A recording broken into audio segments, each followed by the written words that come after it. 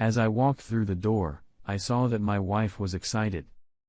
She ran up to me and gave me a big kiss as a greeting, then turned to go to the kitchen to finish cooking dinner. "Today, I made your favorite tiramisu. I have some big news, and I thought we could celebrate tonight," she announced as she returned to the kitchen. "That's wonderful, dear," I replied. "I have some important news too. Maybe we could have a double celebration." It was Friday evening, and the work week was over. While shyly rounded up in the kitchen, I went to the bedroom to shower and change into casual clothes. Since I didn't have to work tomorrow, I was looking forward to a long night of lovemaking with my wife. I had big news that I was sure would get my spouse very excited. I was dizzy with anticipation to hear her news and then tell her mine. "I'm Larry Doss. My wife's name is Sheila. We've been married for 7 years, and we're both in our 30s. I'm 6'2" tall, weigh 210 pounds give or take a pound or two, depending on the particular day, and I'm in pretty good shape. While I'm not a heartbreaker, I've been told more than once that my looks are above average. I've also been told that I'm slightly above average in size, if you see what I'm getting at. Sheila is 5'6" tall and weighs a good 110 pounds. Plus she's in very good shape. We're both regulars at the gym. She has long blonde hair, brown eyes, 36C breasts, and a killer ass. I was pretty sure I knew what her news was. We had recently started trying to start a full-time family. My wife had gone off birth control pills a few months ago, and we had been fucking like rabbits ever since. Don't get me wrong. We weren't, celebrate before that either. For the first year of our marriage, we frolicked practically every night. And believe me, we weren't hanging shelves. After the first year, our marathon gradually slowed down. We averaged 3 times a week as friends, but since Sheila stopped taking the pill, we've picked up the frequency of our bed battles a bit. The only times it was put off were the few times I had to go out of town. I didn't spend too much time at work. I was usually in my office 7 a.m. and left work at 5 p.m. I am a mechanical engineer. My schedule only changes when I need to go to a conference or seminar. This happens about once a quarter. I was promoted to engineering manager a couple months ago, so I had 5 junior engineers, 3 technicians and a couple secretaries reporting to me.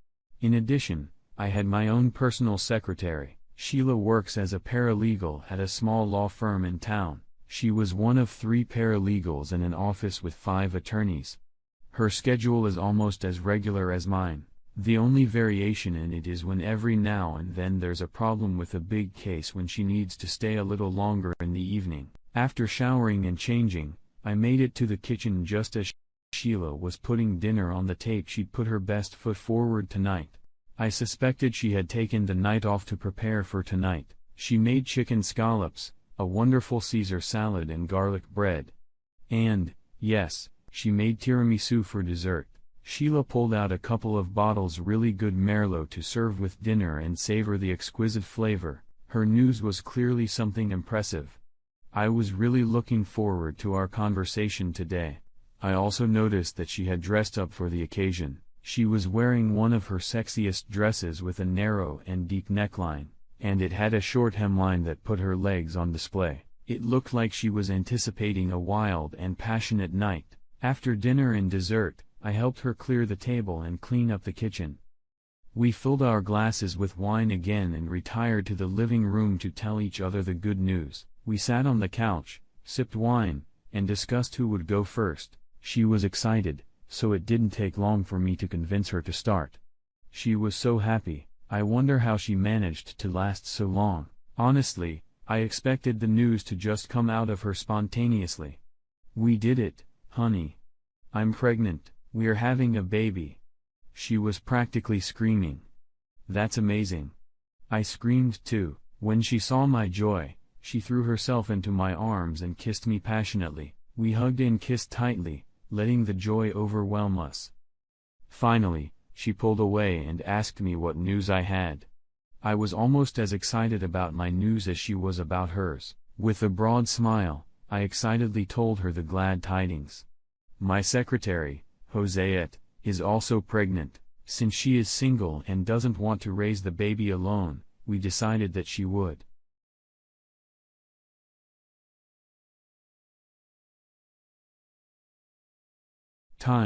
They will be twins in every way except blood. Since I'm the father, there won't be any custody issues, especially since she's more than willing to sign over custody to me. All she'll want is to be involved in the parenting process, like the most favorite aunt to the child. We'll probably have to explain this complicated situation to him or her when he or she is old enough to understand and accept it. But that can't be a problem for us. Right, honey? I happily explained all this to my wife, bouncing with happiness. Strangely, I noticed a rather strong lack of elation on my spouse's face at this news. In fact, she seemed angry. Sheila had just informed me that our family was going to be increased, and I had just informed her that the increase would be doubled. I thought her happiness would also double with my news. Instead, it seemed like her happiness not only completely evaporated, but completely turned into extreme hostility. I was genuinely stunned. The expression of extreme rage on her face made me stop and hold on to the rest of my news. As Sheila plopped down on the couch, I decided she needed to know everything. And it would probably take her from upset back to happy. Josie's first ultrasound revealed that she was having twins. While it's too early to determine the sex, there's a pretty good chance that at least one of them is a girl. Maybe it'll just be one of them. Think about it, honey. You could have the little girl you wanted, and I could have a little boy too. Whichever one of you has one will be a joyful bonus to me. We'll instantly have the big family you've always dreamed of. Come on. Don't frown so much. Smile. I didn't understand what was going on here. Instead of being happy about the news, she seemed to get even angrier. It didn't take long for the explosion to happen. Believe me, Hiroshima was just a New Year's firecracker, you fucking bastard. Sheila screamed. You cheated on me with that fucking whore in your office. What the fuck are you thinking? Who made you believe I'd even think about raising that whore's illegitimate children? Are you out of your mind? Shit. From that moment on, everything went downhill. For the next half hour, she screamed at me every insult that has ever existed in the English language. I think she even managed to create a few new ones. Change of news. I was beginning to think that my passionate night of lovemaking was not going to happen, and yet that didn't stop me. Honey, how about we move to the bedroom and celebrate our shared good news? I'm sure that after a night of passionate lovemaking, we'll have a much better understanding of what our lives will be like with 3 new children added to our loving family. I was surprised that she not only fiercely refused me, but also had the nerve to try to kick me out of my own bed. Well, if she doesn't want to sleep with me, she can find another bed. Finally, in a fit of rage, she grabbed the pillows and flew out into the spare bedroom. I was genuinely confused by her attitude. Oh, well, since I didn't feel I had done anything wrong, I rolled over to the other side and slept peacefully through the night. The next morning, I tried unsuccessfully to lure my wife into our bed for lovemaking. She was still irrationally angry with me. I just couldn't understand her problem. Seeing that she just wasn't herself, I decided to take advantage of a nice day and go golfing. It was a phenomenal day.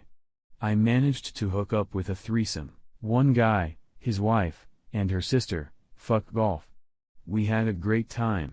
With Keisha, my friend's wife's sister, who happened to be single, I managed to come 3 times as opposed to her 5. I made a bet with her that I'd get her pussy to 4 raptures, and I won. 3 hours after our carimbo began, I left her bedroom having previously filled all 3 of her holes to the brim. Upon returning home, I was surprised to find my garage door opener not working.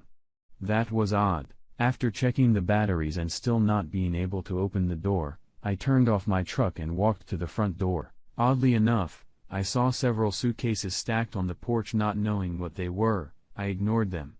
When I tried to open the door, I found that the front door was locked from the inside. There was nothing surprising about that, though.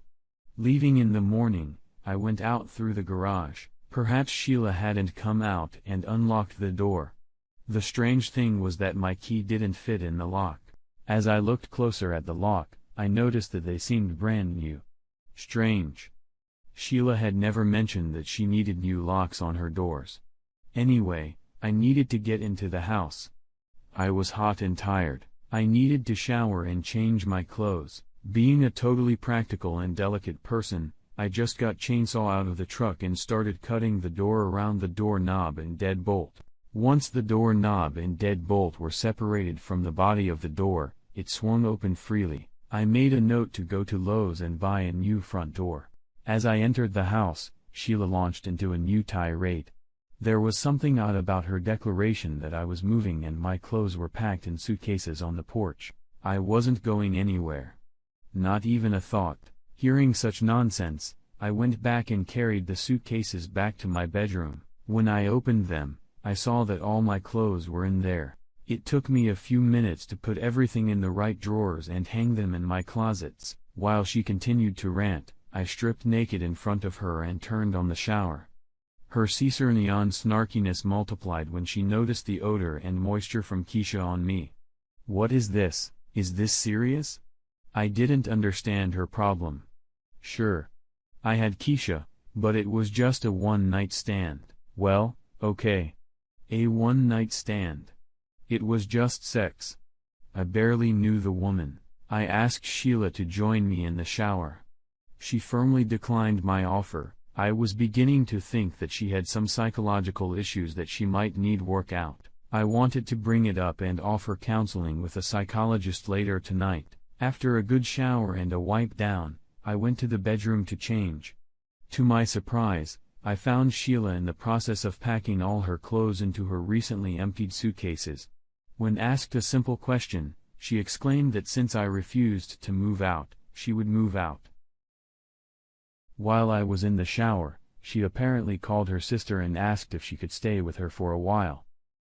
My suggestion that her pregnancy had messed up her hormones and made her react strangely was met with another outburst and angry tirades. I had no doubt that impending motherhood was the true cause of her odd behavior. I assured myself that once she had the baby, and when my twins from my secretary came home, she would be a great mother to all 3 children. Frankly, I was puzzled by Sheila's reaction. An hour later, she was gone. A couple days later, I moved Josette into my house. She needed support during her pregnancy, and since Sheila was no longer here, it seemed like the right thing to do. After all, the twins were mine. I'll say more. I'd invited Keisha over a few times to repeat our exercises. Usually, it was one-on-one, but sometimes it was a threesome, with Josette and Keisha at the same time. It turned out that both Josette and Keisha were bisexual. A week after Sheila left, I was served with divorce papers. She asked for the house, 18 years of her support, 90% of our savings and investments, and $1,500 a month in child support. In short, she was in full compliance with our prenup. That was the infidelity clause. We put that in as a pretty severe penalty for fraud. Yeah. I knew about it. Yes, I slept with Josette and Keisha. Yes, all of you reading this believed I was a bastard and deserved to be burned. Laugh all you want. 3 months later, Larry, what the fuck, screamed my wife, Sheila. What the hell did you invent? You bastard, how dare you question my loyalty? You fucking asshole. You pussy, you never get off your ass and you blame me? Yes. The neighbors told me everything. Ungrateful bastard. It was our first meeting with the lawyers. We were sitting in her lawyer's office discussing our divorce. She intended to fuck me in the ass without resorting to lube for my infidelity. I have to admit that she had the perfect tool to use as well as plenty of evidence. Our prenup was designed to make infidelity very painful. The fact that I had impregnated my secretary and I wasn't particularly immaculate having Keisha gave her the perfect ammunition to whip me viciously. There was just one minor problem.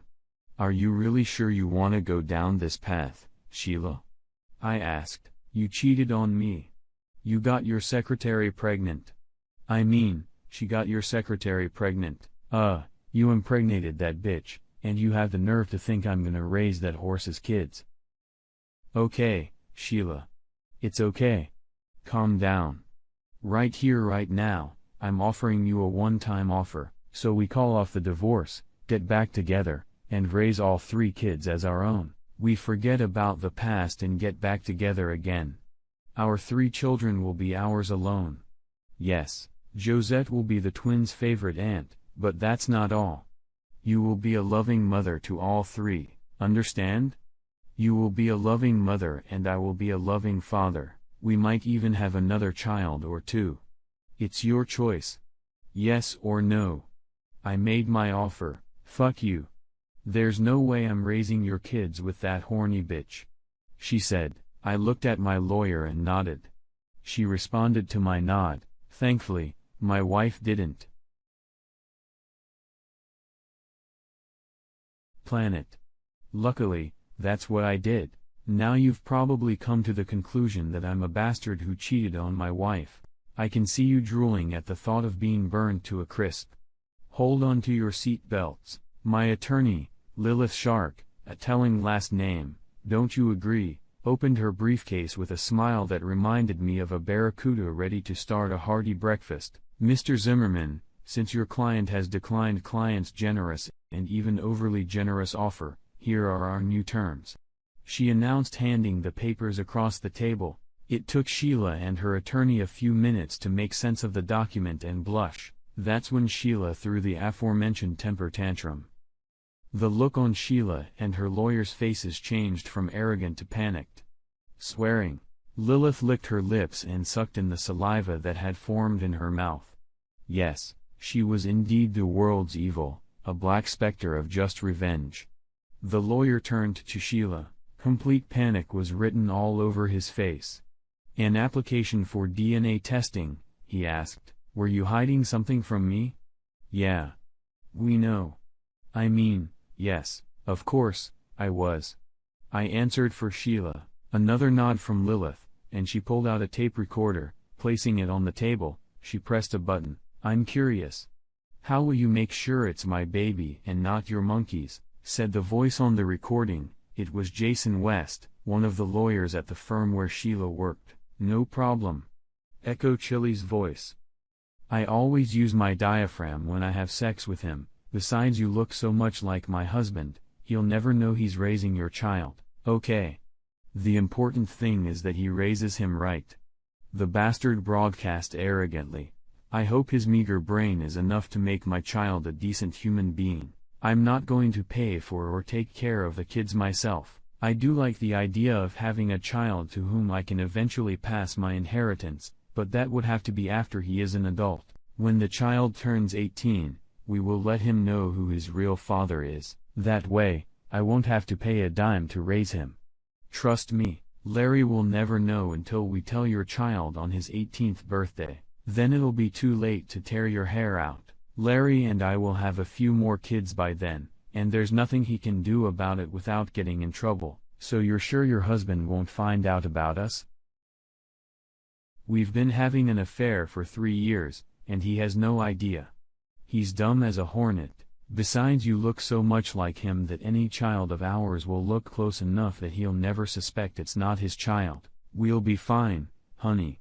The look on Sheila's face as the tape played was priceless. Lilith then pulled up the sheet with the application for fetal DNA testing. She also showed a copy of a lawsuit against Jason West for child support for his child. I was asking for $3,000 a month.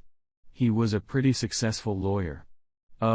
Okay, since your client rejected the last offer, here's a new one. This, of course, will require a prenuptial agreement signed by both parties, so the divorce will stop, and the couple will remain married until the last child graduates from high school. That's the minimum.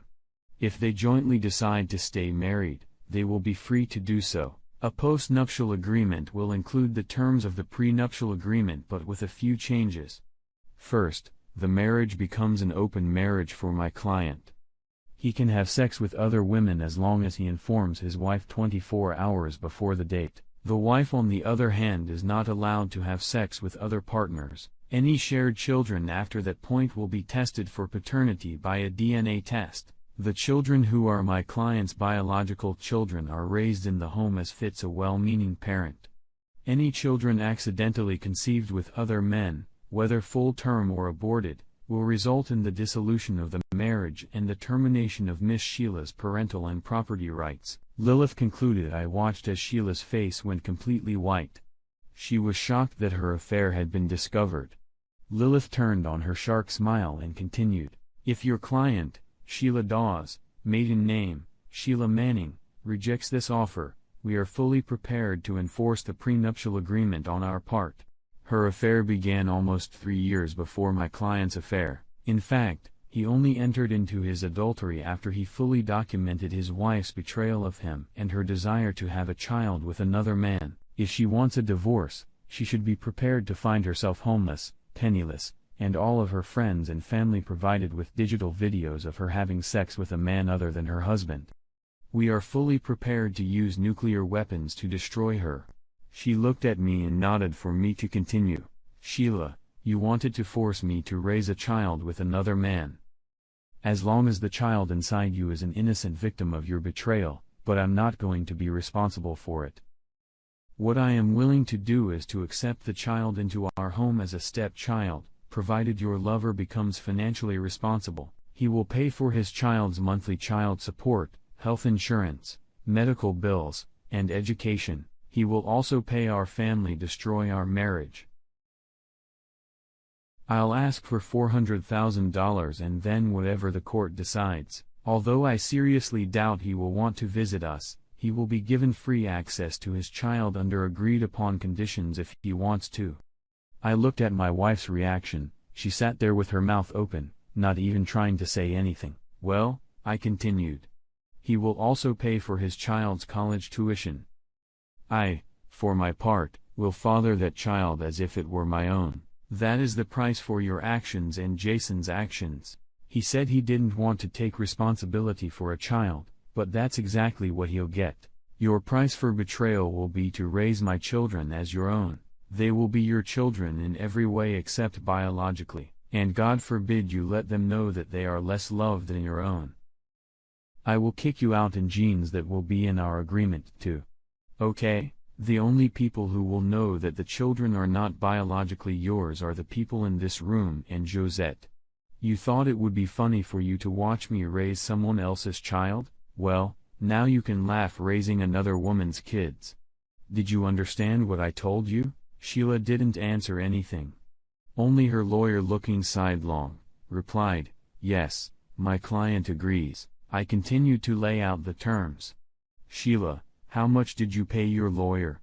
"She hasn't paid anything yet. We agreed to settle after her divorce and first alimony." Uh-huh.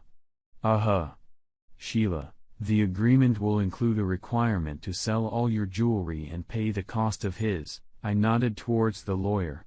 "Service is out of the money. I'll do the selling with your notarized consent. We'll also sell your car and buy something simpler. You won't need a Porsche Panamera to go to the store for diapers." Lilith nodded approvingly at me, and I finalized the requirements. "You will also welcome Josette into our home when she wants to visit the children. This is your penance, you bitch.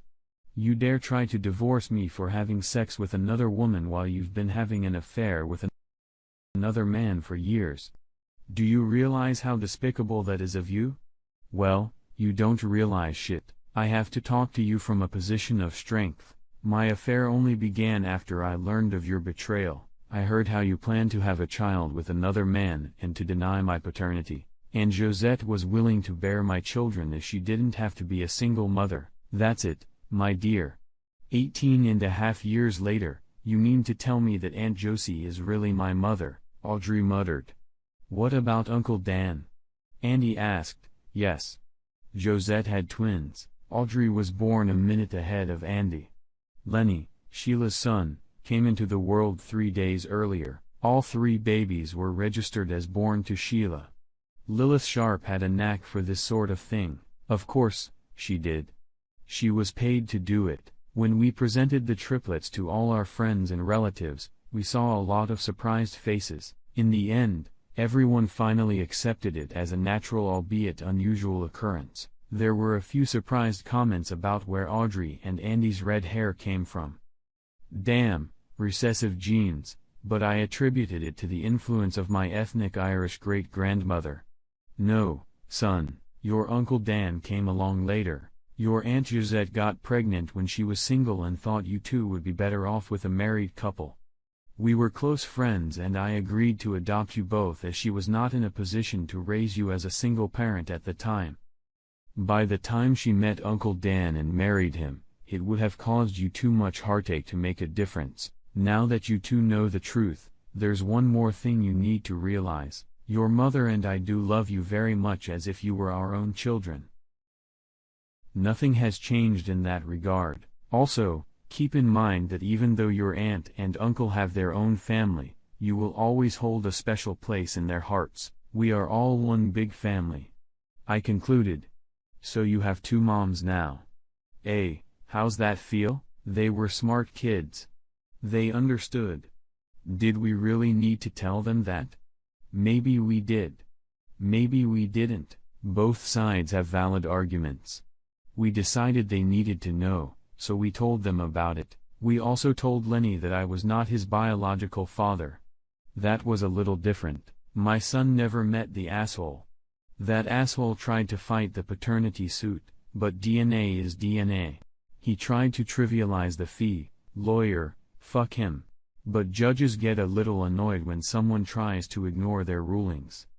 Judges also have what are called sheriff's deputies who can visit people in their homes and offices, arrest them and keep them in custody until the investigation is over. After Jason, 12 days later, got out of jail, he sold his cottage and paid me $350,000 as compensation for moral damages.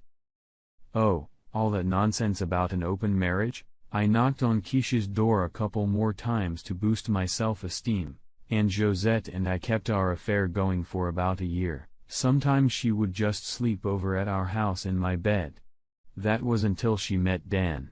As for Sheila, I'm pretty sure she never indulged. I did, however, keep a close eye on her, a GPS tracker on her phone and a personal GPS SMS tracker wristwatch. She was under constant surveillance. Constant reports of time spent away from home, money under strict accountability, and other jealous husband tricks. For the first couple of years, Sheila never had a chance to have an affair. 3 kids, she was like a squirrel and a mixer, falling asleep before she reached her pillow. After Josette and I ended our affair, I never cheated on my wife again. I figured Sheila had learned her lesson. Otherwise, if I found out she was having an affair again, I'd hook up with Lilith and start all over again. As far as I could tell, she didn't.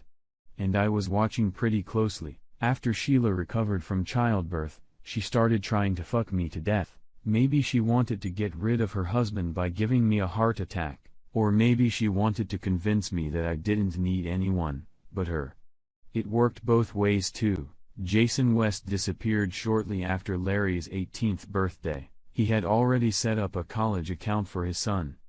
We offered to let him visit his child, but Jason responded rudely. He accused me of crippling his entire life and wanted nothing to do with us. To tell you the truth, I wasn't really upset. Rumor had it that this Romeo had moved to the East Coast. The more credible rumor was that he was now located about 5 miles east of the coast. Of course, this rumor was only known to a couple of select people. Yes, I was a meticulous and even petty man when it came to payback. I couldn't let him slip away from his child support and college fund payments. And as for Sheila and me, what can I say? It's been 19 years since our little problem. I have done a lot of due diligence and found nothing. She's really turned into a good wife and mother, and by golly, she loves Audrey and Andy just as much as she loves Lenny. That kind of concern for her children can only come from the bowels of her soul. That glow of affectionate gaze on what are essentially alien kids can't be faked. I'm thinking of retiring early after the kids leave home. I've got almost $1 million in my account so I can afford it. Some people would say I'm a wuss for taking a cheating wife back with someone else's offspring. Yeah, I could have burned her to the ground. But what good would that have done me? Who knows, Maybe Jose and I could have been together. It's a moot point. The fact is I wasn't burdened with raising someone else's child. Sure, I wasn't his father, but I look at it this way. Jason is paying for his upbringing, we're getting good money. Since Larry is going to a post-secondary institution, poor Jason is going to have to pay child support for another 4 years. I took the opportunity to make sure the kid was raised right and didn't become another young asshole and had my wife raise the other woman's kids. It was a constant reminder to her that I fucked another and she got pregnant. She also knew that while her lover had to pay for his child, she was paying for Josette's children, paying with her ego and her life. My being with Sheila also guaranteed that our 3 children would be raised in a loving home with both parents. That far exceeds what anyone thinks of me and love, you know, as the Papuans of New Guinea say, love comes and goes, but you always want to eat.